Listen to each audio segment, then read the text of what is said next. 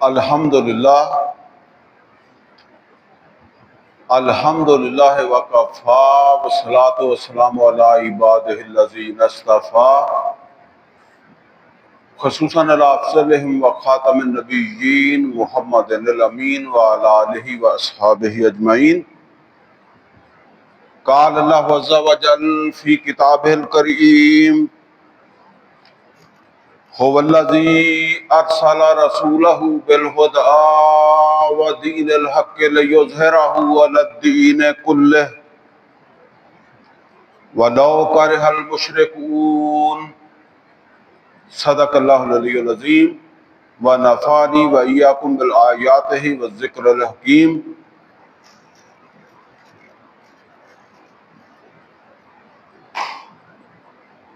عزیز دوستو، ہم محترم ڈاکٹر اسرار احمد رحمۃ اللہ علیہ کی ایک کتاب نبی اکرم صلی اللہ علیہ وسلم کا مقصد بعثت، اس کا مطالعہ کر رہے ہیں، اور اس سے پہلے 3 قسطیں جو ہے وہ ہو چکی ہیں، اور آج یہ 4تھی قسط ہے۔ اس 4تھی قسط کا آغاز ہم انشاءاللہ اس کتاب کے مطابق جو ہے وہ 31 نمبر صفحے سے کریں گے۔ لیکن اس سے پہلے جو پچھلی مرتبہ ہم نے پڑھا تھا اس کے حوالے سے میں واضح کر دوں کہ اصل میں ہماری ساری گفتگو جو ہے وہ اس آیت کے مطابق ہی ہے جو سامنے لکھی ہوئی ہے بورڈ کے اوپر۔ تو اس میں 2 چیزیں ہیں جو اللہ تعالیٰ نے نبی کریم صلی اللہ علیہ وسلم کو دے کر بھیجا، وہ ہے الہدیٰ اور دوسری ہے دین حق۔ تو ہم نے جو ہے وہ کافی وقت لگایا تھا 2 چیزوں کے اوپر، تقریباً 1.5 گھنٹے سے زیادہ وقت لگا تھا۔ تو ہم نے یہ خلاصہ اس کا یہ سمجھا تھا کہ الہدیٰ سے مراد ہے قرآن حکیم، اور دین حق سے مراد ہے اللہ تعالیٰ کی اطاعت کا نظام جو ہر طرح کے شرک سے پاک ہو۔ یہ 2 چیزیں ہم نے سمجھ لی تھی۔ اب 2 چیزیں اس میں مزید ہیں۔ ایک ہے اظہار دین حق لیظہرہ، اور دوسرا ہے علی الدین کلہ۔ تو اس کے حوالے سے تھوڑی سی میں گفتگو کر لوں، پھر اس کو جو ہے وہ پڑھتے ہیں ہم انشاءاللہ۔ مارکر ذرا دیں۔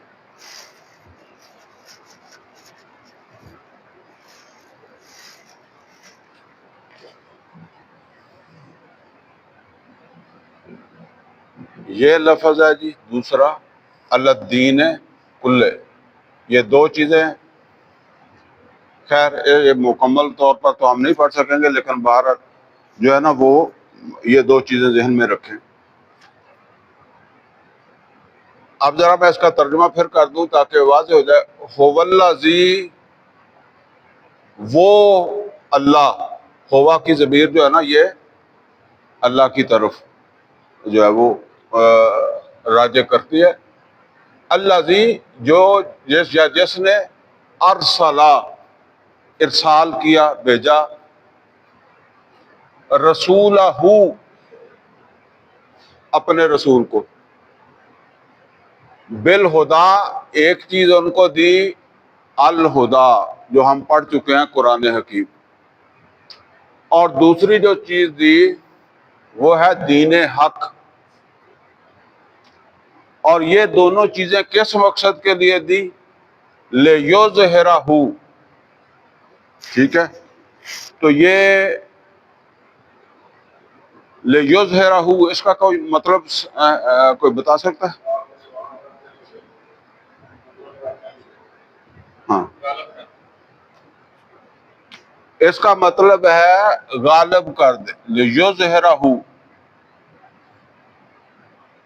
غالب کر دے۔ اچھا، اسی میں زیادہ کچھ مسائل بھی ہیں۔ مثال کے طور پر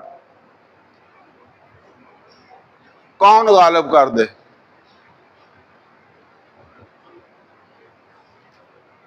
کون غالب کرے گا؟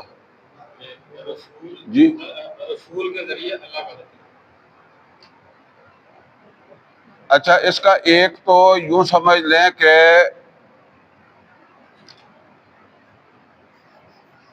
اللہ غالب کر دے،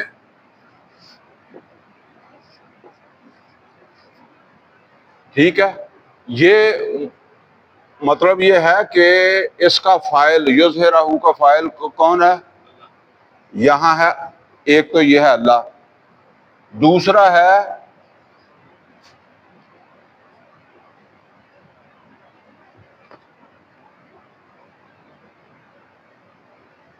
رسول غالب کر دے۔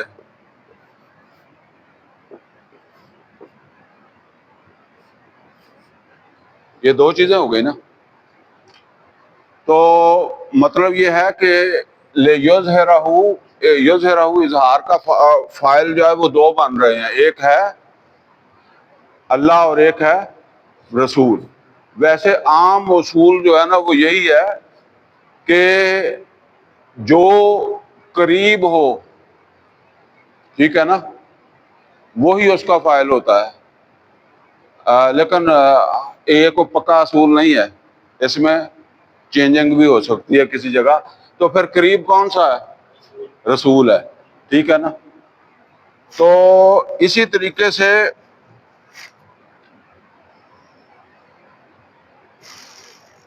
اب یہ بات ہے کہ اللہ کس کو غالب کر دے؟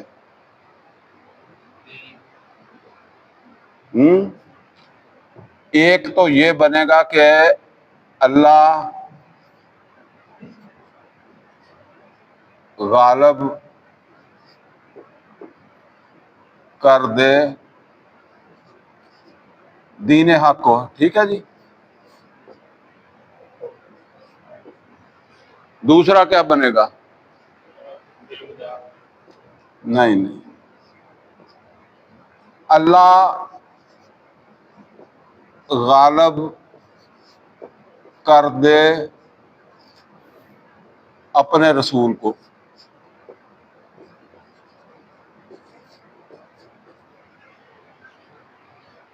پیچیدگی کوئی نہیں ہے، لیکن اس زمانے کے اندر جب ڈاکٹر صاحب نے یہ لکھا ہے نا، تو وہ جب ہم پڑھیں گے تو یہ چیزیں واضح ہو جائیں گی۔ لوگوں نے پیچیدگیاں پیدا کی۔ مثلا یہ ہے کہ اللہ غالب کرے گا تو نہ رسول کا کوئی کام رہ گیا، نہ رسول کے امتیوں کا رہ گیا، ٹھیک ہے نا۔ یہ زیادہ بہتر لگتا ہے نا اس اعتبار سے۔ تو اسی طریقے سے اللہ غالب کر دے دین حق کو، تو یہ تو ایک مسئلہ بنتا ہے، لیکن اللہ غالب کر دے اپنے رسول کو، تو پھر ہمارا تو کوئی مسئلہ نہیں ہے نا۔ اللہ نے اپنے رسول کو غالب کر دیا، دین حق بھی نکل گیا۔ پھر تو یہ ہے کہ رسول مغلوب نہ ہو، ٹھیک ہے نا۔ جس طرح وہ نوح علیہ السلام نے کہا تھا، انی مغلوب فانتصر، میں مغلوب ہو رہا ہوں، میری مدد فرما، ٹھیک ہے نا۔ یعنی یہ کچھ لوگوں نے یہاں اس مسئلے کو خارج کرنے کی کوشش کی ہے۔ نمبر ایک کہ دین کا یہاں کوئی مسئلہ نہیں ہے غالب کرنے کا، اور دوسرا کیا ہے کہ یہ کرنا تو اللہ نے ہے۔ تو یہ خام خواہی جو ہے وہ کچھ لوگوں نے اسے اپنے سر کے اوپر ایک بوجھ بنا کر جو ہے وہ رکھ لیا۔ بس یہ چیزیں جو ہے وہ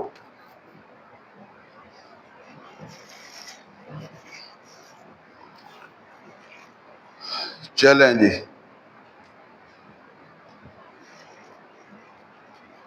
لیظہرہ،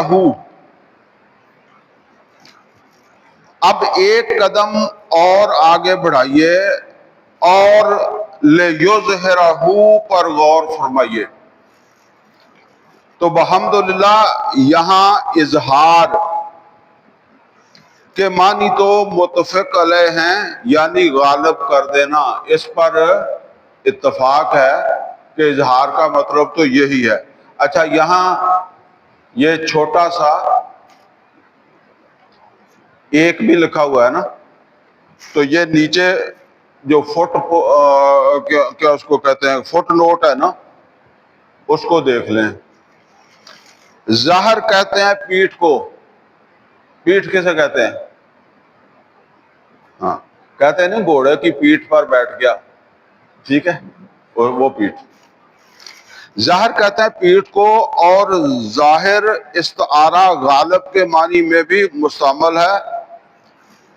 جیسے قرآن مجید میں سورہ صف کے آخر میں آیا فَأَصْبَحُوا ظَاہِرِينَ. سورہ صف کے آخر میں آیا نا فَأَصْبَحُوا ظَاہِرِينَ. اس لیے کہ جو کسی کی پیٹھ پر سوار ہو وہ یقیناً اس پر قابو یافتہ ہے اور غلبہ رکھتا ہے. اور یہاں کے معنی میں بھی اس لیے کہ راکب اور مرکب. راکب کسے کہتے ہیں؟ راکب سوار کو کہتے ہیں، مرکب سواری کو کہتے ہیں. تو راکب مرکب کی نسبت لازماً نمایاں ہوتا ہے. جب آپ کے سامنے سوار آ رہا ہو تو زیادہ نمایاں کون ہوتا ہے، سوار یا سواری؟ سوار نمایاں ہوتا ہے. اظہار باب افعال سے ہے، مصدر ہے، اور اس میں فعل متعدی کا مفہوم پیدا ہو گیا ہے، یعنی ظاہر کر دینا یا غالب کر دینا. چلیں اب اس کو پھر شروع سے پڑھ لیتے ہیں. اب ایک قدم اور آگے بڑھائیے اور لِیُظْہِرَہُ پر غور فرمائیے. تو بحمدللہ یہاں اظہار کے معنی تو متفق علیہ ہیں، یعنی غالب کر دینا، سوار کر دینا. البتہ یہاں فعل اظہار کے فاعل اور مفعول دونوں کے بارے میں ایک سے زائد آراء موجود ہیں، اگرچہ ان سے مراد و معنی میں کوئی حقیقی و واقعی فرق واقع نہیں ہوتا.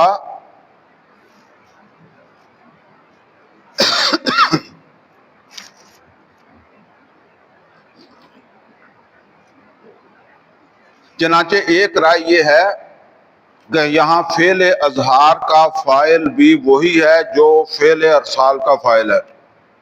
فعل ارسال کا فاعل کون ہے؟ اللہ، یعنی اللہ تعالیٰ. اور دوسری رائے یہ ہے کہ لِیُظْہِرَہُ میں ضمیر فاعلی رسول کی جانب راجع ہے. یعنی دوسری رائے یہ ہے کہ یہ جو لِیُظْہِرَہُ کی ضمیر ہے یہ کدھر جاتی ہے؟ رسول کی طرف جاتی ہے. ایک رائے ہے کہ اللہ کی طرف جاتی ہے، دوسری کیا ہے؟ رسول کی طرف جاتی ہے. اس معاملے میں اس اصول سے قطع نظر کہ ضمیر کا مرجع اگر قریب ہو تو دور جانا صحیح نہیں. قریب رسول ہیں،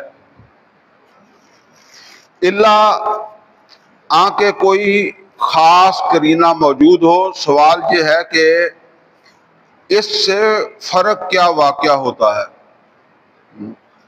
ہمارا ایمان ہے کہ فاعل حقیقی تو اللہ تعالیٰ کے سوا اور کوئی ہے ہی نہیں. یعنی ہر کام کا فاعل کون ہے؟ اللہ تعالیٰ ہے. وہ جیسے شیخ عبد القادر جیلانی رحمۃ اللہ علیہ کے وہ الفاظ ہیں، لا فاعل فی الحقیقت ولا مؤثر الا اللہ. کوئی فاعل نہیں ہے اللہ کے سوا. اس کے باوجود عالم واقعہ میں قرآن حکیم کے جملہ اوامر و نواہی کے مخاطب انسان ہی ہیں. اس کے باوجود جو اللہ امر دیتا ہے یا نواہی منع کرتا ہے تو وہ کس نے منع ہونا ہوتا ہے؟ اللہ نے کہ بندے نے؟ جو کام کرنا ہے وہ کس نے کرنا ہوتا ہے؟ اللہ نے تو نہیں کہا. مثال کے طور پر اللہ نے کہا نماز پڑھو تو نماز اللہ نے پڑھنی کہ ہم نے پڑھنی؟ جبکہ فاعل ہر چیز کا کون ہے؟ وہ اللہ ہی ہے. ٹھیک ہے. اور انہی کو دین کے تمام مقاصد کی تکمیل کے لیے اپنا خون پسینہ ایک کرنا لازم ہے. یعنی خواہ وہ کوئی امر ہو یا نہیں ہو، اس کے لیے خون پسینہ کون کرتا ہے؟ انسان ہی کرتا ہے. اگرچہ نظری طور پر ہم یہ مانتے ہیں کہ فاعل کون ہے؟ اللہ ہے. چنانچہ اظہار دین حق کے لیے عالم واقعہ میں بالفعل سعی و جہد اور شدید محنت و مشقت حضور صلی اللہ علیہ وسلم ہی نے کی. عملی طور پر جو محنت کی، کوشش کی، جدوجہد کی، وہ کس نے کی؟ اللہ کے رسول صلی اللہ علیہ وسلم نے کی. اگرچہ فاعل حقیقی تو ہر آن اللہ ہی ہے. بفہوائے آیت قرآنی فلم تقتلوہم ولکن اللہ قاتلہم، یہ سورہ انفال کے اندر جو ہے وہ جب بدر ہو گئی تھی تو اس میں 70 مشرکین مارے گئے تھے. تو اس کے اوپر تبصرہ کرتے ہوئے اللہ تعالیٰ نے فرمایا فَلَمْ تَقْتُلُوهُمْ وَلَكِنَّ اللَّهَ قَتَلَهُمْ، تم نے ان کو قتل نہیں کیا ہے بلکہ کس نے قتل کیا؟ اللہ نے قتل کیا. اب دیکھیں بالفعل تو اللہ تو ہر جگہ موجود ہے، لیکن ان لوگوں کو کس نے قتل کیا؟ ایمان والوں نے قتل کیا نا. لیکن پھر بھی اللہ کہہ رہا ہے کہ ہم نے قتل کیا. اسی طریقے سے فرمایا وَمَا رَمَيْتَ إِذْ رَمَيْتَ وَلَكِنَّ اللَّهَ رَمَى، اور وہ جو مٹھی پھینکی تھی ریت کی یا کنکریوں کی، تو وہ اے محمد صلی اللہ علیہ وسلم آپ نے نہیں پھینکی تھی بلکہ کس نے پھینکی تھی؟ اللہ نے. لیکن بالفعل کس نے پھینکی تھی؟ محمد رسول اللہ صلی اللہ علیہ وسلم نے پھینکی تھی نا. تو انہی کفار قریش کو تم نے قتل نہیں کیا بلکہ اللہ نے، یہ اس کا ترجمہ آ رہا ہے، بلکہ اللہ نے کیا ہے. اور اے نبی محمد صلی اللہ علیہ وسلم جب آپ نے ان پر خاک پھینکی تو آپ نے نہیں پھینکی تھی وہ مشت خاک، بلکہ اللہ نے ہی پھینکی تھی. کاش کہ وہ لوگ جو تعویل کے اس بودے اور کمزور سے اختلاف کو پہاڑ بنا کر اپنے دینی فرائض کے پورے تصور ہی کو مسخ کر رہے ہیں، یعنی وہ میں نے آپ کو بتایا نا کہ اس سے پھر وہ کیا نقطے نکال لیتے ہیں کہ بھئی اللہ نے غالب کرنا ہے تو پھر ہمارا تو کوئی کام ہی نہیں ہے اس کے اندر. اور بازوں میں خواہش اپنے خیال میں، جیسے ہم کہتے ہیں اپنے خیال میں، اس دلیل کی بنیاد پر فریضہ اظہار دین حق ہی سے بری ہو بیٹھتے ہیں. وہ غور کرتے کہ غزوہ بدر کے بعد جب آیت متذکرہ بالا نازل ہوئی،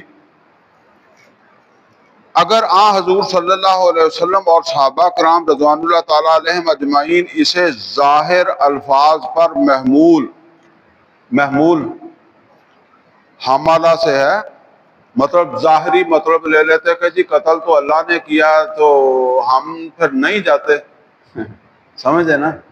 جب اللہ نے قتل کیا ہے تو پھر ہم نے آگے احد میں کیا کرنے جانا ہے، یا خندق پہ کیا کرنے جانا ہے، یا تبوک کیا کرنے جانا ہے. محمول کرتے ہوئے آئندہ کے لیے سعی و جہد سے دستکش ہو کر بیٹھ رہتے تو تاریخ کا دائرہ کس رخ بہتا. اور آیا اس صورت میں ہم میں سے کوئی ایک بھی دولت ایمان اور نعمت اسلام سے بہرہور ہو سکتا تھا؟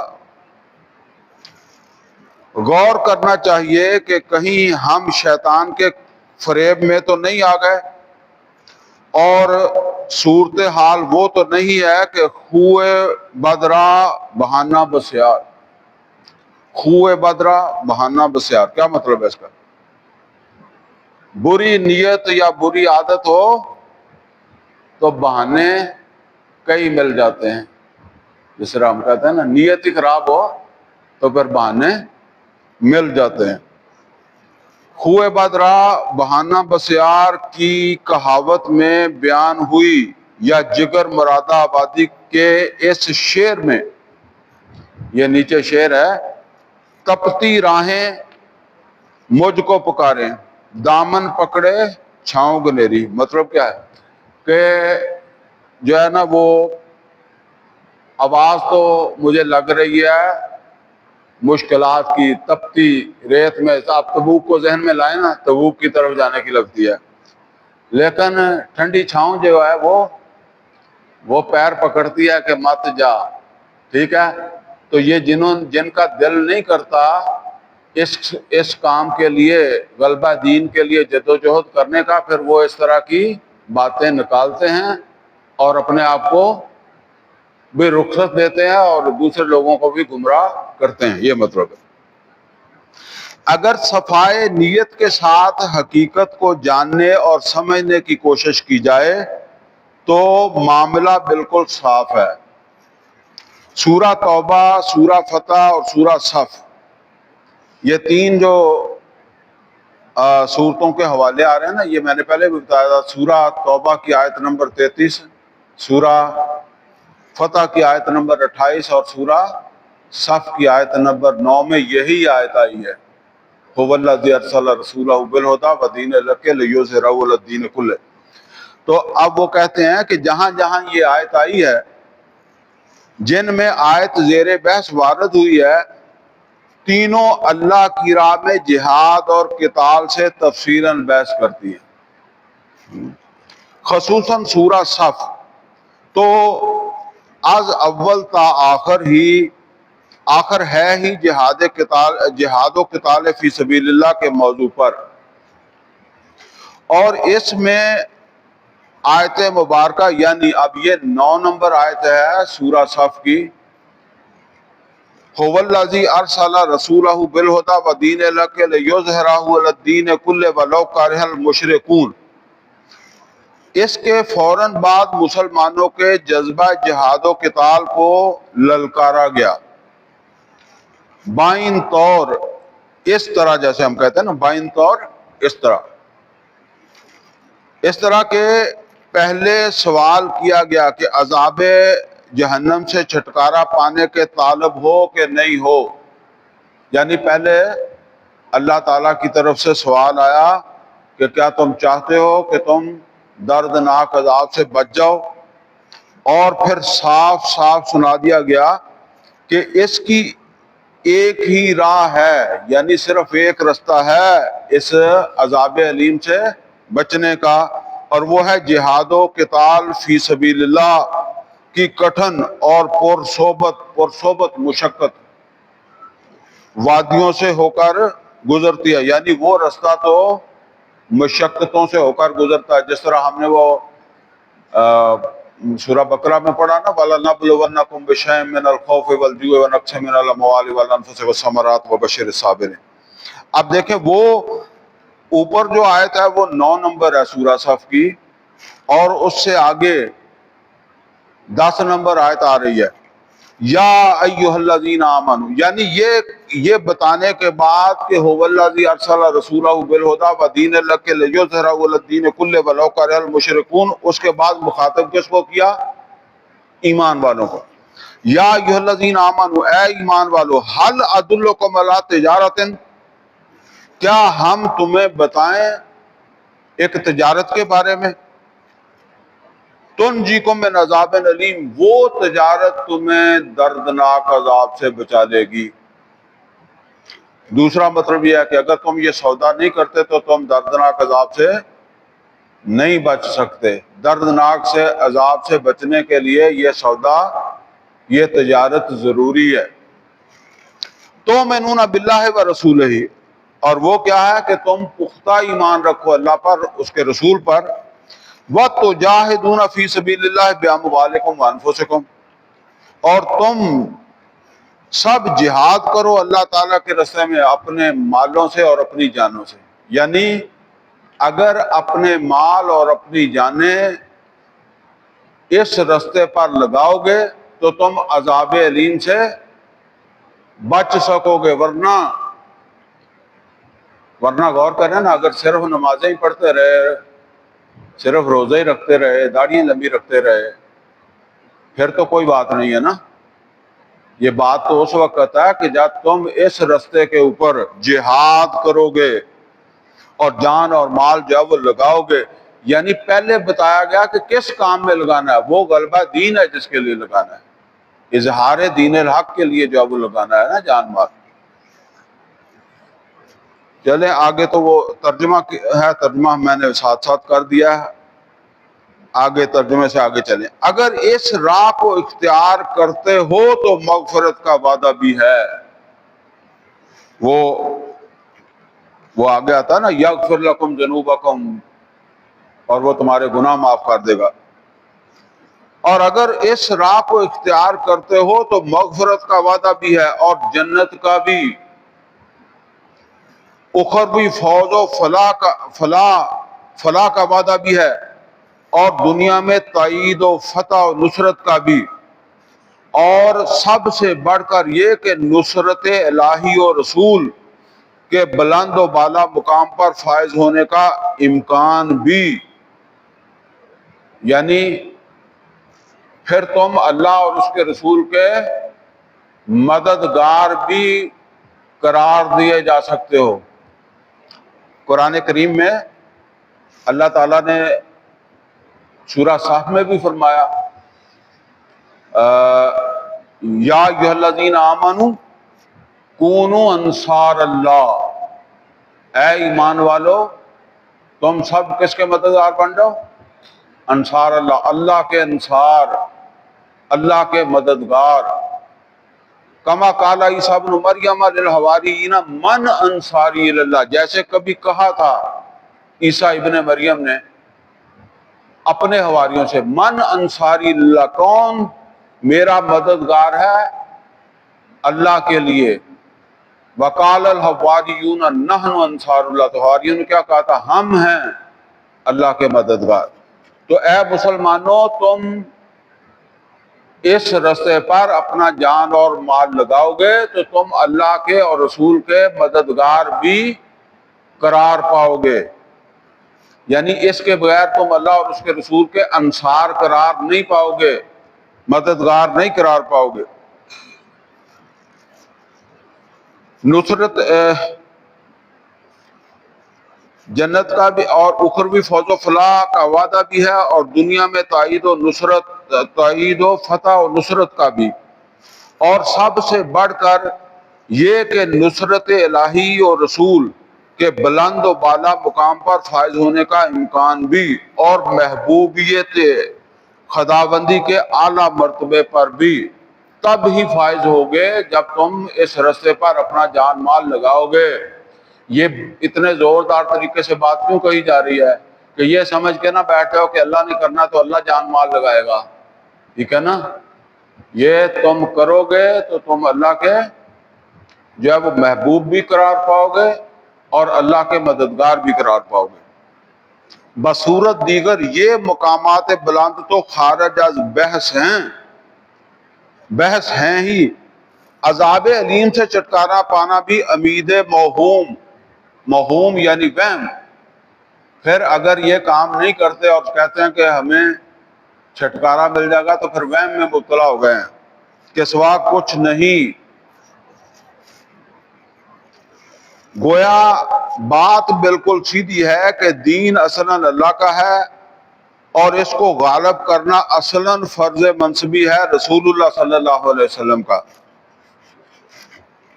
اب جو ان دونوں پر ایمان کے دعوے دار ہوں، یعنی دونوں پر سے مراد کیا ہے؟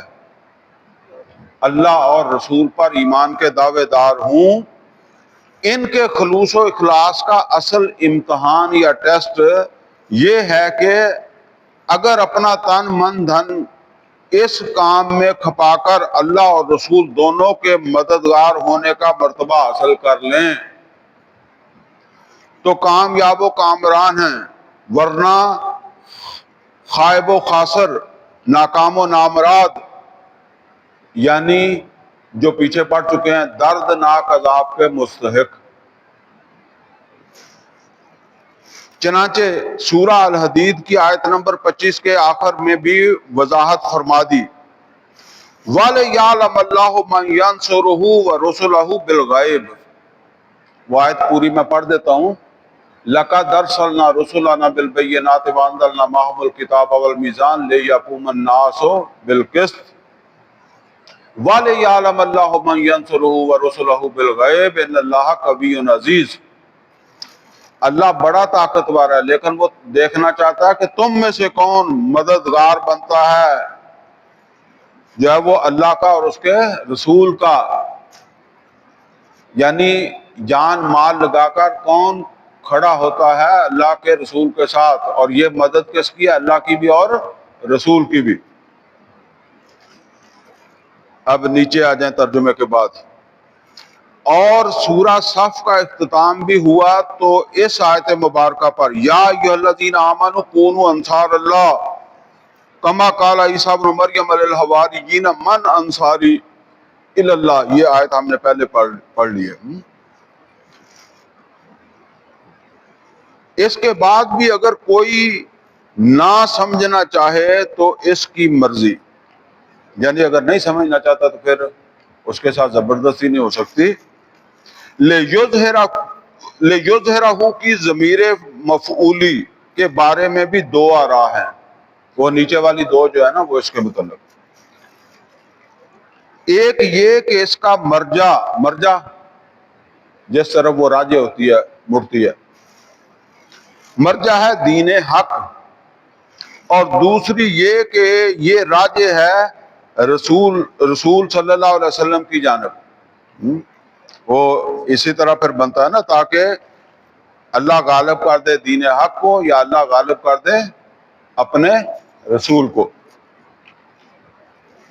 اگرچہ اس سے بھی ہرگز کوئی فرق واقع نہیں ہوتا، اس لیے کہ رسول اللہ صلی اللہ علیہ وسلم کے غلبے کا مطلب بھی ان کی ذات یا ان کے کنبے اور قبیلے کا غلبہ نہیں ہے، بلکہ دین حق ہی کا غلبہ ہے۔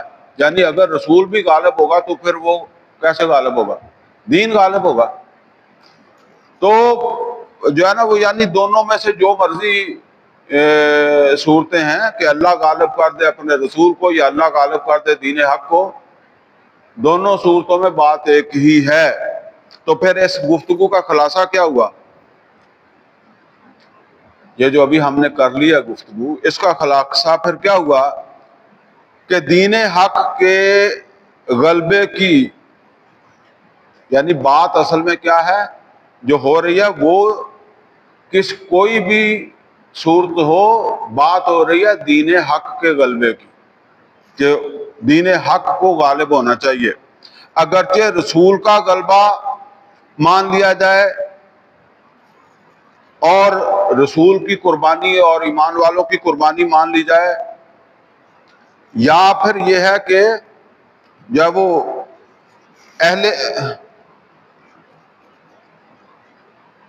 اس میں دو چیزیں تھیں نا، کہ ایک یہ ہے کہ اللہ غالب کر دے، اور دوسرا کیا تھا میرے ذہن سے نکل گیا، اللہ غالب کر دے یا رسول غالب کر دے، ٹھیک ہے نا۔ دونوں صورتوں کے اندر جو ہے نا وہ بات یہی ہے کہ غلبہ دین حق کا ہے، اور اس کے لیے جان مال کس نے لگانا ہے؟ اللہ نے لگانا ہے۔ بے شک یہ مان لیں کہ اللہ غالب کرے گا، اور بے شک یہ مان لیں کہ رسول غالب کرے گا۔ دونوں صورتوں میں جان مال کس نے لگانا ہے؟ وہ ایمان والوں نے لگانا ہے۔ یہ بات ہے۔ آگے اس میں جو دوسری چیز آ رہی ہے، الدین کلہ، الدین کلہ ہی کا ترجمہ اکثر و بیشتر مترجمین نے تمام ادیان پر کیا ہے۔ ادیان اصل میں دین کی جمع ہے نا، تو اس حوالے سے یہاں بات آ رہی ہے۔ گویا الدین کے لام تعریف کو لام استغراق قرار دیا ہے۔ اچھا یہ تھوڑی سی گرامر کی بحث ہے، میں صرف ایک مثال سے آپ کو سمجھا دیتا ہوں۔ لام استغراق کیا ہے؟ جس میں وہ پوری کی پوری کوئی چیز آیا، مثال کے طور پر ان الانسان لفی خسر، اس میں تمام انسانوں کی بات ہو رہی ہے نا، ان الانسان لفی خسر، اس کو کہتے ہیں لام استغراق، جس میں وہ پورا کا پورا جو ہے نا، وہ جس کا تذکرہ آ رہا ہے وہ سب کا سب اس کے اندر جو ہے وہ آ جائے۔ اسی طریقے سے ایک کہتا ہے لام جنس۔ قرآن کریم میں اللہ تعالیٰ نے ایک جگہ فرمایا وَجَعَلْنَا مِنَ الْمَاءِ كُلَّ شَيْءٍ حَيٍّ، وَجَعَلْنَا مِنَ الْمَاءِ كُلَّ شَيْءٍ حَيٍّ، ہم نے ہر چیز کو زندگی دی پانی سے۔ تو یہ سارے پانی سے، اس پانی سے بھی، یہ تو میں ابھی پی لوں گا، ٹھیک ہے نا؟ مطلب وہاں وہ اس طرح نہیں ہے جس طرح ان الانسان لفی خسر، تمام انسان خسر ہے۔ تو اللہ تعالیٰ فرما رہا ہے وَجَعَلْنَا مِنَ الْمَاءِ كُلَّ شَيْءٍ حَيٍّ، تو یہاں یہ جو لام ہے یہ اس کو کہتے ہیں لام جنس، وہ بس کوئی خاص پانی سے اللہ نے زندگی کا آغاز کر دیا، ٹھیک ہے؟ تو اس کو بھی یہاں گڑبڑ کرنے کی کوشش کرتے ہیں، اس وجہ سے اس کو یہاں بتایا گیا۔ تو گویا الدین کے لام تعریف کو لام استغراق قرار دیا ہے، حالانکہ یہاں جس قدر امکان لام استغراق کا ہے اتنا ہی لام جنس کا بھی ہے، لیکن وہ لام جنس کی بجائے اسے کیا کہتا ہے کہ یہ لام استغراق ہے۔ چنانچہ بعض حضرات نے اس کا ترجمہ سب دینوں پر، الدین کلے، سب دینوں پر، یا سارے دین پر، یا کل دین پر، یا پورے جنس دین پر بھی کیا ہے۔ سب جانتے ہیں کہ قرآن حکیم کے اولین اردو مترجمین امام الہند شاہ ولی اللہ دہلوی کے جلیل القدر صاحبزادے شاہ رفیع الدین اور شاہ عبد القادر ہیں۔ ان میں سے ایک نے اردو ترجمہ کیا تھا با محاورہ اور دوسرے نے لفظی ترجمہ کیا تھا۔ ان میں سے مقدم الذکر کے ترجمے میں رعایت لفظی زیادہ ملحوظ ہے، یعنی وہ لفظی ترجمہ ہے، اور مؤخر ذکر کا ترجمہ با محاورہ قرار دیا جاتا ہے۔ بعد کے اکثر و بیشتر مترجمین اصلاً ان دو بھائیوں ہی کے خوشہ چین ہیں۔ خوشہ چین سے مراد کیا؟ یعنی وہ اصل میں اسی کو ہی لے کر آگے چل رہے ہیں۔ چنانچہ حضرت شیخ الہند مولانا محمود الحسن رحمۃ اللہ علیہ نے تو اپنے ترجمہ قرآن کے دباچے میں صاف اعلان کیا ہے کہ اصلاً وہ شاہ عبد القادر رحمۃ اللہ علیہ ہی کا ترجمہ ہے۔ وہ جو سبز رنگ کا ہے نا ترجمہ ملتا، اس کے اوپر کیا لکھا ہوتا ہے؟ تفسیر عثمانی۔ وہ جو ترجمہ ہے وہ شیخ الہند نے کیا، اور وہ کہتا ہے کہ میں نے اصل میں وہی ترجمہ جو ہے نا اس کے الفاظ کو زمانے کے اعتبار سے آسان کر دیا، جس میں ایک صدی بیت جانے کے بعد اردو کے محاورے میں جو تبدیلی آ گئی تھی صرف اس کے پیش نظر لفظی تبدیلی کی ہے، لفظ بدلے ہیں۔ شاہ عبد القادر نے الدین کلے کا ترجمہ سورہ توبہ اور سورہ فتح، کیونکہ یہ آیت سورہ توبہ سورہ فتح میں بھی آئی ہے نا، میں تو ہر دین سے کے الفاظ سے کیا ہے، اور سورہ صف میں دینوں سے، سب سے کے الفاظ استعمال فرمائے ہیں، جبکہ شاہ رفیع الدین نے صرف سورہ توبہ میں اوپر دین سب کے الفاظ استعمال فرمائے ہیں۔ اوپر دین سب کے سے کیا ہے؟ اوپر دین سب کے سے مراد کیا ہے؟ یعنی پورے نظام کے اوپر، پورے نظام کے اوپر۔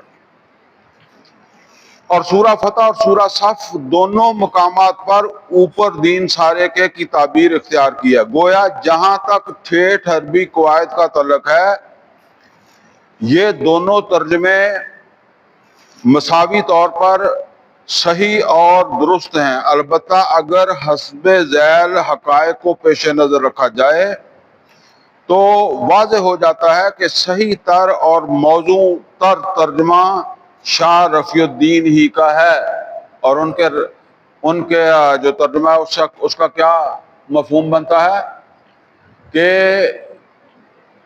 پورے کے پورے دین کے اوپر. پورے کے پورے دین سے مراد پھر کیا ہے؟ جو معاشی گوشہ ہے، جو معاشرتی گوشہ ہے، جو سیاسی گوشہ ہے، ٹھیک ہے نا.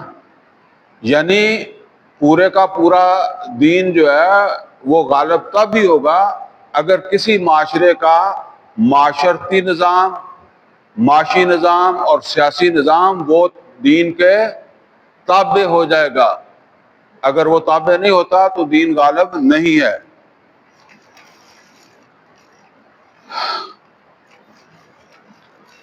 پورے قرآن مجید میں نہ کہیں ادیان کا لفظ استعمال ہوا، نہ ہی کوئی دوسرا مقام ایسا ہے جہاں الدین کا ترجمہ تمام ادیان کرنا ممکن ہو. نمبر 2،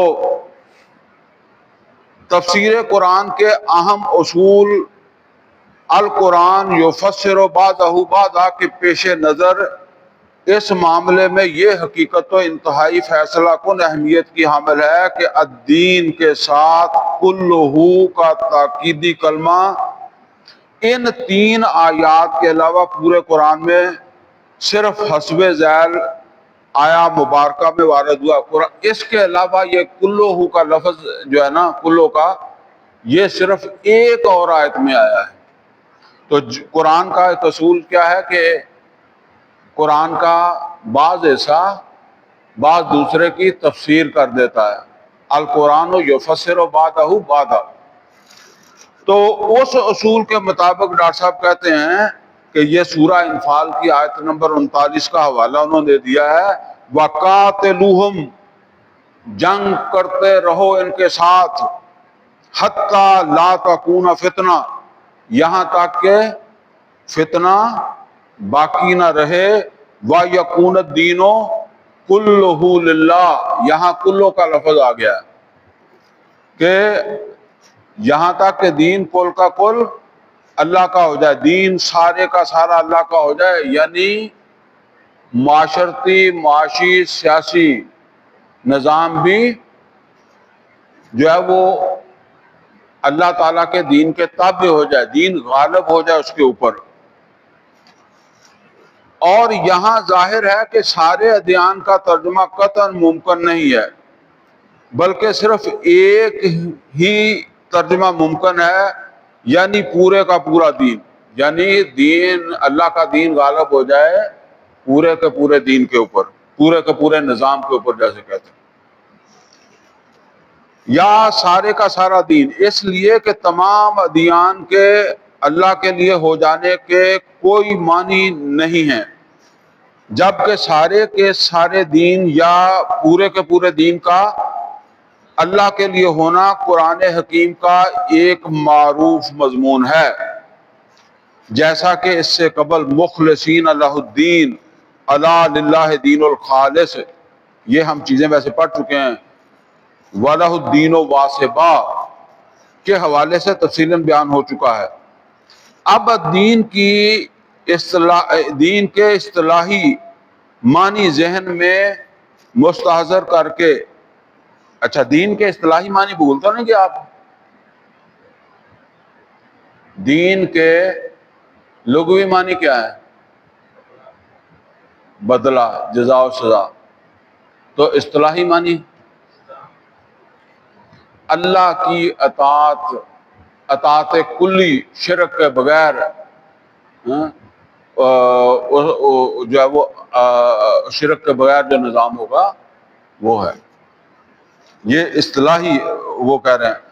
اب دین کے اصطلاحی معنی ذہن میں مستحضر کر کے هو الذی ارسل رسولہ بالہدی ودین الحق لیظہرہ علی الدین کلہ کا ترجمہ کیجئے تو یوں ہوگا، وہی ہے اللہ جس نے بھیجا اپنے رسول صلی اللہ علیہ وسلم کو الہدی یعنی قرآن حکیم اور دین حق یعنی اللہ تعالیٰ کی اطاعت کلی کے اصول پر مبنی نظام، یہ ہے اس کے اصطلاحی، ٹھیک ہے نا، اللہ تعالیٰ کی اطاعت کلی کے اصول پر مبنی نظام زندگی یعنی اسلام کے ساتھ تاکہ غالب کر دے وہ، یعنی رسول غالب کر دے، ٹھیک ہے نا۔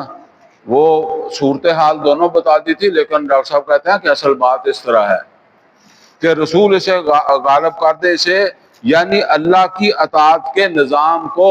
وہ بار بار اس کو اس لیے دہرا رہے ہیں کہ لوگوں کو جلدی سمجھ نہیں آتی، ٹھیک ہے نا۔ پورے کے پورے دین یعنی نظام اطاعت یا نظام زندگی پر، یعنی پورا نظام زندگی اللہ تعالیٰ کی اطاعت میں آئے گا تو تب یہ جو ہے وہ دین حق کا غلبہ اس کو کہا جائے گا۔ اس آیا مبارکہ کے مفہوم و معنی کی اس تفصیلی وضاحت کے ساتھ ہی عقلی اور منطقی طور پر بھی سمجھ لیجئے کہ نبی اکرم صلی اللہ علیہ وسلم کے لیے یہ اظہار دین حق علی الدین کلہ کیوں ضروری تھا۔ یعنی آپ وہ کہتے ہیں کہ ذرا اس پر بھی غور کر لیں کہ نبی صلی اللہ علیہ وسلم کے لیے یہ کیوں ضروری تھا کہ وہ دین کو غالب کر کے ہی جائیں، اللہ کی اطاعت کے نظام کو قائم کر کے غالب کر کے ہی دنیا سے جائیں، یہ کیوں ضروری تھا۔ تو وہ کہتے ہیں اچھی طرح سمجھ لیں کہ حضور صلی اللہ علیہ وسلم کے لیے یہ اظہار دین حق دو وجوہات کی بنا پر لازمی اور لابدی جس کو چھوڑا نہ جا سکے، ٹھیک ہے، جس کے بغیر چارہ نہ ہو۔ تو یہ اللہ کے رسول کے لیے اس کو چھوڑنا کا چارہ ہی نہیں تھا۔ اس کی دو وجوہات ہیں جو وہ بیان کرتے ہیں۔ ایک وجہ تو ہم آج ہی پڑھ لیں گے، دوسری وجہ جو ہے وہ پھر لمبی ہو جائے گی تو وہ اگلی کلاس پہ لے جائیں گے۔ پہلی وجہ پڑھ لیں جی۔ ایک اس لیے کہ دین اپنی فطرت کے اعتبار سے غلبہ چاہتا ہے، یہ بات نوٹ کر لیں، دین جو ہے وہ اسی وقت کہلاتا ہے جب وہ معاشرتی، معاشی اور سیاسی طور پر غالب ہو۔ مغلوب دین نہیں ہوتا، دین ہوتا ہی اسی وقت ہے جب وہ غالب ہو، اور وہ نظام اطاعت بے معنی ہے جو فی الواقع قائم و نافذ ہی نہ ہو۔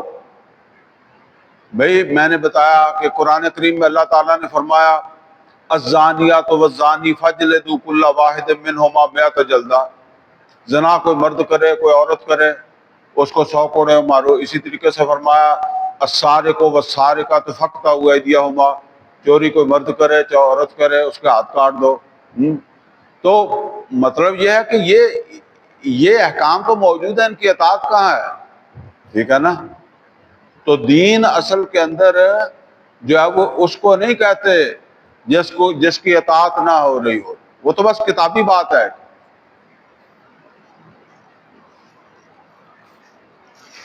اس اعتبار سے دین اور مذہب میں آسمان و زمین کا سا فرق و تفاوت ہے، یعنی دین میں اور کس میں، مذہب میں۔ یہ ذرا تھوڑی سی باریک بات ہے، اس کو نوٹ کر لیں۔ مذہب اصلاً ایک جزوی شے ہے اور کسی بھی دین کے تحت رہ کر گزارا کر سکتا ہے۔ دین کون سا ہوگا؟ جو معاشرتی، معاشی اور سیاسی طور پر غالب ہے وہ دین ہے۔ تو نیچے مذہب رہ گیا ہے، ٹھیک ہے نا، گزارا کر سکتا ہے۔ جس طرح غلبہ اسلام کے زمانے میں عیسائیت، یہودیت اور مجوسیت یا بدھ مت اور ہندو مت ایسے مذاہب یوت الجزیۃ عن ید وہم صاغرون، یہ سورہ توبہ میں توبہ کے الفاظ ہیں کہ یہ جزیہ دیں تو چھوٹے ہو کر، یا صاغرون کا کیا مطلب ہے؟ تابع نہیں، چھوٹے ہو کے رہیں، مطلب بڑا کون ہوگا؟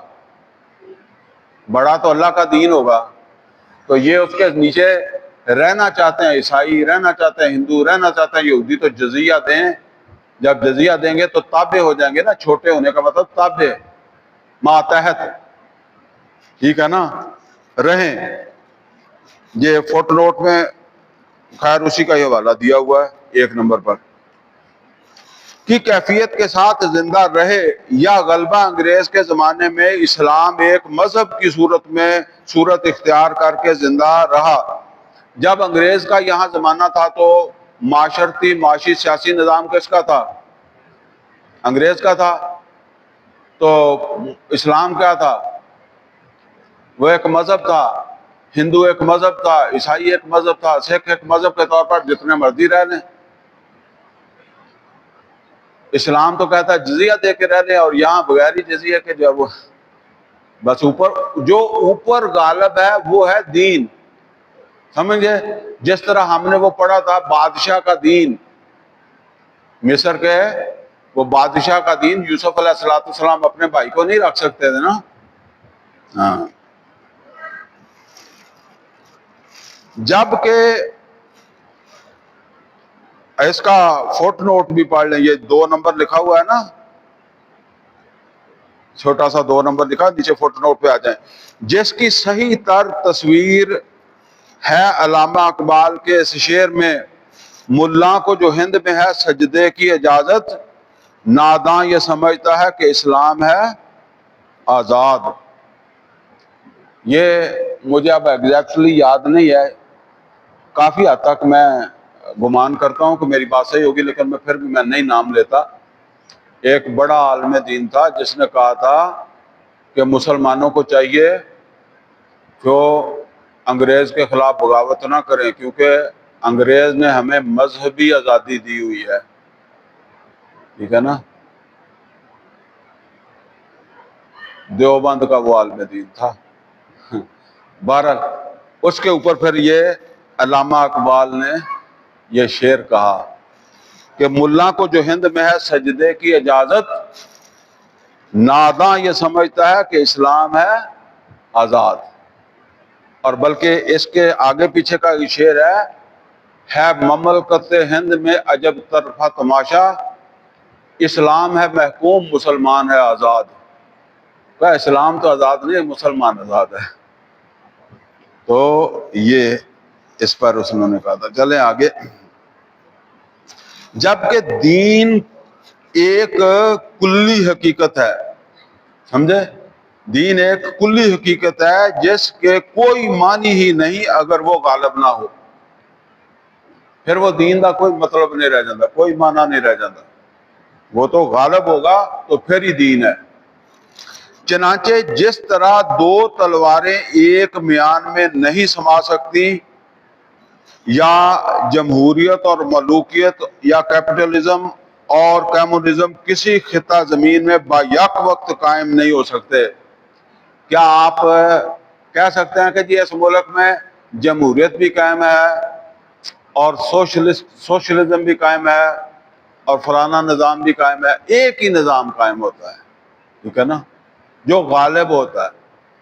البتہ کسی کے ذہن کے اندر یہ بات آ سکتی ہے کہ برطانیہ میں جمہوریت بھی ہے اور بادشاہت بھی ہے، لیکن وہاں بادشاہ مغلوب ہی ہے، اس کی کوئی حیثیت نہیں ہے، اصل حیثیت وہاں جمہور کی ہے۔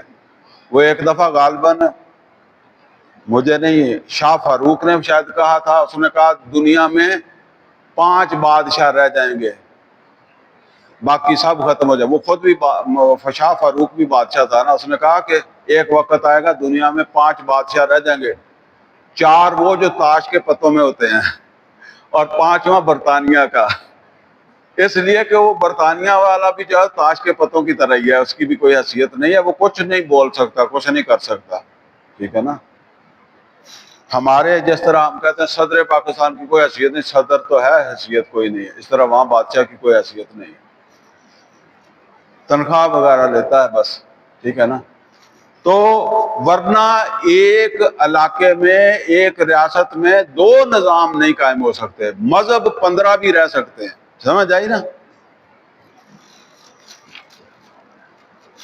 اسی طرح دو دین بھی کسی جگہ ہم سر اور ہم پلہ ہو کر نہیں رہ سکتے، دو دین اکٹھے برابری کی سطح کے اوپر کسی ایک ریاست میں نہیں رہ سکتے۔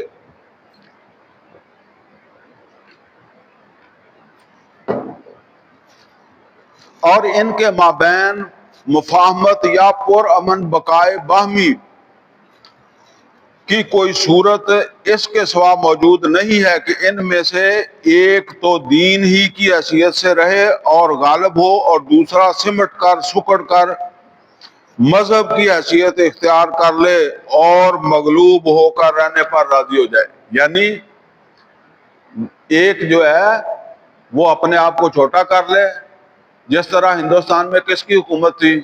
مسلمانوں کی۔ تو انگریز آئے تو وہ جو مسلمانوں کا نظام تھا اس نے اپنے آپ کو چھوٹا ہونا قبول کر لیا، اور اوپر کا غالب کون ہو گیا؟ انگریز۔ ٹھیک ہے، تو اگر تو ایک نیچے ہو جائے گا، وہ کہے گا جی میں تیرے تابع ہی ہوں، تو بس پھر وہ اس کے تابع رہ سکتا ہے۔ ایک جیسے برابری کی سطح پر دونوں نظام نہیں چل سکتے۔ اچھا، اس میں بھی ذرا نیچے 2 فٹ نوٹ آ گئے ہیں۔ بندگی میں گھٹ کے رہ جاتی ہے ایک جوئے کم آب۔ جوئے کم آب کیا ہوتا ہے؟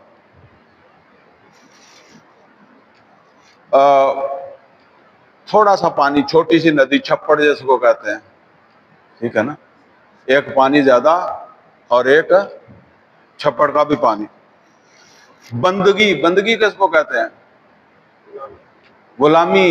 جب دوسرا غالب ہو گیا تو اس کے جب غلام ہو گئے تو پھر وہ جو سمندر تھا وہ کیا رہ جاتا ہے؟ چھپڑ۔ سمجھ آ رہی بات؟ وہ سمندر جو ہے وہ پھر چھپڑ بن جاتا ہے، ایک چھوٹی سی ندی کی کیفیت بن جاتی ہے۔ بندگی میں گھٹ کے رہ جاتی ہے ایک جوئے کا آب، اور آزادی میں بہرے بے قرار ہے زندگی۔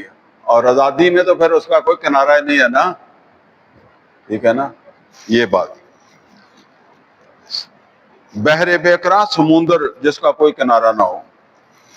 اچھا، نیچے ہے، اس اعتبار سے غور کیا جائے تو سورہ توبہ کی ماحولہ بالا آیت کے الفاظ وَهُمْ صَاغِرُونَ کا مفہوم پوری طرح نکھر کر سامنے آ جاتا ہے۔ یعنی وہ جو بڑا تھا وہ صغیر ہو گیا، ٹھیک ہے نا؟ جو غالب تھا وہ مغلوب ہو گیا، یہ کہنا چاہ رہے ہیں وہ۔ دین و مذہب کے مابین فرق و امتیاز کے ضمن میں 2 حقیقتیں اور بھی پیش نظر رہنی چاہیے۔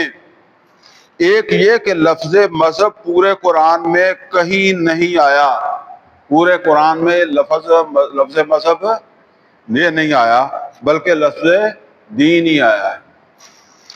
اور حدیث نبوی کے پورے ذخیرے میں بھی یہ لفظ عام معروف اصطلاحی معنوں میں کہیں مستعمل نہیں ہوا، کہیں استعمال نہیں ہوا عام اصطلاحی معنوں میں۔ بعد میں بھی اس لفظ کا استعمال بالکل صحیح طور پر ہوا مختلف فقہی مدرسہ ہائے فکر کے لیے، جیسے مذہب حنفی، مذہب مالکی، مذہب شافعی، مذہب حنبلی، مذہب اہل حدیث۔ اچھا، یہ بھی آپ کو عجیب لگتا ہوگا، آج تو کو کہتے ہیں جی مسلک اہل حدیث، مسلک دیوبند، مسلک دوسرا تیسرا جو بھی ہے، مسلک اہل شیعہ۔ اچھا، یہ بھی اصل میں یہ جب میں نے شعور سنبھالا ہے نا، اس وقت اسی طرح تھا، مذہب اہل حدیث، مذہب اہل سنت، ٹھیک ہے نا؟ اس کو کیا کہتے تھے؟ مذہب کہتے تھے۔ تو مسلک کس کو کہتے تھے؟ مسلک کہاں سے آ گیا؟ مسلک تھے وہ مسلک چشتی۔ چشتی کون سا؟ وہ جو درباروں والے، چشتی، قادری، سہروردی، نقش بندی، یہ 4 سلسلے تھے نا، یہ اپنے آپ کو کہتے تھے کہ مسلک سہروردی، مسلک نقش بندی، مسلک قادریہ، اور وہ چوتھا کون سا ہے؟ چشتیہ ہیں۔ اب وہ انہوں نے تو ہٹا دیا، اور اب انہوں نے مذہب، کیونکہ اب ان کا تصور یہی رہ گیا کہ بس اسلام مذہب ہی ہے تو ہم مسلک ہیں، ٹھیک ہے نا، انہوں نے وہ مسلک والا لفظ لے لیا، ورنہ یہ میری حیات میں یہ مسلک کا لفظ وہ استعمال کرتے تھے جو اس کو کیا کہتے ہیں، سلسلے روحانی سلسلے والے، اور یہ مذہب کا لفظ استعمال کرتے تھے۔ تو وہ ڈاکٹر صاحب تو وہ پرانی بات کر رہے ہیں نا کہ مذہب حنفی، مذہب اہل حدیث، جن کی حیثیت دین اسلام کے اصل شجرہ ثابتہ کا کیا مطلب؟ یہ سورہ ابراہیم میں آیا نا، اصلھا ثابت و فرعھا فی السماء، جس کی جڑیں زمین میں ثابت ہیں، مضبوط گڑی ہوئی ہیں۔ تو جن کی حیثیت دین اسلام کے اصل شجرہ ثابتہ کی فرو اور شاخوں سے زیادہ کچھ نہیں ہے۔ یہ بریلویت، دیوبندیت، اہل حدیث، سنی، یہ سب کیا، یہ فروئی چیزیں ہیں، ٹھیک ہے۔ تو اصل شجرہ ثابتہ تو وہ دین ہے، دین، سمجھے یہ بات۔ دوسرے یہ کہ اگرچہ رسولوں کی لائی ہوئی شریعتوں میں اختلاف ہوتا رہا، یہ ذرا اہم بات ہے تو توجہ سے سمجھ لیں۔ دوسرے یہ کہ اگرچہ رسولوں کی لائی ہوئی شریعتوں میں اختلاف ہوتا رہا، جیسے شریعت موسوی اور شریعت محمدی کے مابین عبادات اور معاملات کے تفصیلی احکام میں نمایاں فرق ہے، تاہم از حضرت آدم تا آن حضور صلی اللہ علیہ وسلم جملہ انبیاء، یعنی سب انبیاء اور رسول کا دین ایک ہی تھا۔ سمجھ آ رہی ہے بات؟ کہ آدم سے لے کر محمد اور رسول اللہ صلی اللہ علیہ وسلم پر سب کا دین کیا تھا؟ ایک ہی دین تھا۔ جبکہ یہاں انہوں نے مثال دیا کہ ہماری شریعت اور ہے اور موسیٰ علیہ السلام کی اور تھی، تو پھر وہ کون سی چیز ہے جو ایک ہی تھی جس کو دین کہا گیا؟ اب میں وہ آیت آپ کو سناتا ہوں، شاید یہاں لکھی، نیچے آیت ہے، یہ اس کو پڑھ لیں۔ بفہوائے آیات قرآنی شرع لکم من الدین، اللہ تعالیٰ فرماتا ہے کہ شرع لکم من الدین، تمہارے لیے دین میں وہی راستہ ہے، وہی راہ ہے، وہی شارع ہے۔ شرع لکم من الدین ما وصی بہ نوحا والذی اوحینا الیک، جس کی ہم نے وصیت کی تھی نوح علیہ السلام کو، اور اسی کی وصیت ہم آپ کو کر رہے ہیں۔ آپ کس کو؟ محمد رسول اللہ صلی اللہ علیہ وسلم کو۔ اوحینا الیک وما وصینا بہ ابراہیم و موسیٰ و عیسیٰ، اور اسی کی تاکید ہم نے کی تھی ابراہیم، موسیٰ علیہ السلام، عیسیٰ علیہ السلام کو۔ سمجھ آ رہی ہے بات؟ یعنی اللہ کہتا ہے کہ ایک ہی چیز ہے جس کی تاکید ہم نے اے محمد صلی اللہ علیہ وسلم آپ کو کی ہے، یہی موسیٰ علیہ السلام کو، یہی ابراہیم علیہ السلام کو، یہی عیسیٰ علیہ السلام کو، یہی نوح علیہ السلام کو تاکید کی تھی۔ تو اگر ایک ہے تو پھر شریعتیں تو مختلف ہیں۔ سمجھ آ رہی ہے بات؟ وہ ایک چیز کون سی ہے؟ سمجھے؟ وہ ایک چیز جو ہے نا وہ ہے اصل دین۔ سمجھ آئی؟ کیونکہ آگے آئے الفاظ ان اقیم الدین، کہ دین کو قائم رکھو، دین کو قائم کرو، سب کو یہی حکم تھا، دین کو قائم کرو۔ تو وہ کون سی چیز، وہ دین پھر کون سا ہوا کہ جو سب میں ایک ہی تھا؟ وہ تھا کہ ہر سطح کے اوپر کلی اطاعت کس کی ہو؟ اللہ کی اطاعت ہو۔ وہ تمہاری معاشرت میں بھی، تمہاری معاش میں بھی، اور تمہارے سیاسی نظام میں بھی کلی اطاعت ہو اللہ کی، جس میں کوئی دوسرا شریک نہ ہو۔ یہی حکم تھا موسیٰ علیہ السلام کو، یہی نوح علیہ السلام کو، یہی محمد رسول اللہ صلی اللہ علیہ وسلم کو۔ باقی ان کی نمازیں زیادہ کم و بیش ہوں گی، ہماری کم و بیش ہوں گی، ان کے روزے کچھ اور ہوں گے، ہمارے روزے کچھ اور ہوں گے۔ یہاں تو اختلاف ہے، جس میں اختلاف نہیں ہے وہ ہے دین۔ تو اس وقت ہمارے پاس جو ہے وہ ہے ہی اختلاف والا، بریلوی دیوبندی اہل شیعہ کا اختلاف ہے، تو وہ اکٹھ والی چیز تو ہے ہی نہیں ہمارے پاس۔ چلیں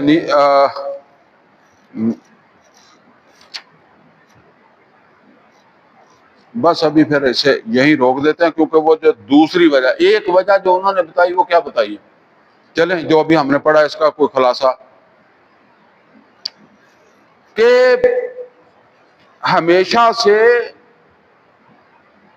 اللہ تعالیٰ نے تمام پیغمبر جو ہیں ان کو دین کو قائم کرنے کا حکم دیا ہے، اور دین وہ گوشہ جو تمام انبیاء جو ہیں ان کے لیے ایک ہی تھا، اور وہ کیا تھا کہ اللہ تعالیٰ کی اطاعت پر مبنی نظام کو قائم کرو، ٹھیک ہے۔ اور یہی حکم، تو جب یہ حکم پیچھے سے چلا آ رہا ہے تو محمد رسول اللہ صلی اللہ علیہ وسلم کے لیے یہ لازمی تھا کہ محمد رسول اللہ صلی اللہ علیہ وسلم اس کام کو انجام دیں۔ تو دوسری وجہ جو انہوں نے بتائی ہے وہ انشاءاللہ ہم اگلی کلاس میں پڑھیں گے۔ اقول قولی ھذا واستغفر لی ولکم ولسائر المسلمین والمسلمات